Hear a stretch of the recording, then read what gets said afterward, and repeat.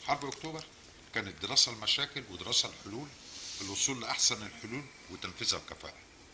لو خدنا المنهج ده في حياتنا في حاجات تانية هننجح. بالنسبه لحته المعلومات، النهارده اللي بتجرى عمليه حق الشهيد في سينا المرحله الاولى خلصت منها. ليه ما بداتش بدري؟ لانها برضه بتعتمد على المعلومات.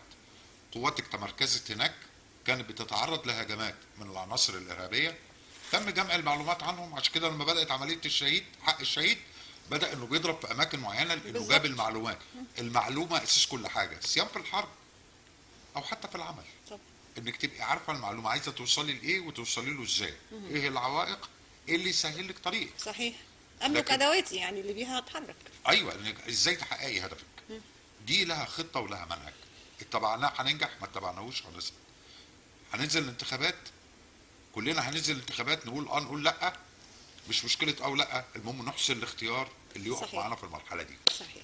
واسف على الاطاله. ابدا خالص، انا سعيده جدا بوجود حضراتكم واشكركم شكرا جزيلا على حضوركم ومشاركتنا يعني، وكمان بستلها بمعلومات رائعه عن هذه اللحظات او اللحظه الهامه جدا في تاريخ مصر وفي الوطن العربي الحقيقه، يعني مش في تاريخ مصر فقط، زي دلوقتي كمان لما ان شاء الله مصر تنهي وتستطيع انهاء حربها على الارهاب، هتبقى مش قدمت خدمه لمصر فقط او دفعت عن مصر فقط، هتبقى دفعت عن العالم كله.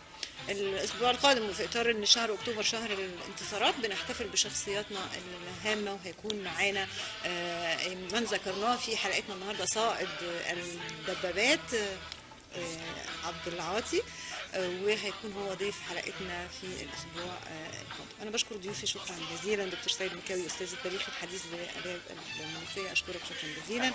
العميد المهندس سامي رسلان عضو جمعيه المحاربين القدماء والخبير الامني، شرفتني يا فندم، كل عام وحضرتك بخير. الله يبارك دايما فيك. ولكم الشكر مشاهدينا والى اللقاء. بسم الله بسم الله بحي